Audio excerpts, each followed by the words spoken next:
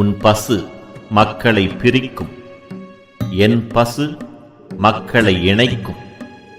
உன் பசு மதவெறி வளர்க்கும், என் பசு மனித நேயம் வளர்க்கும்.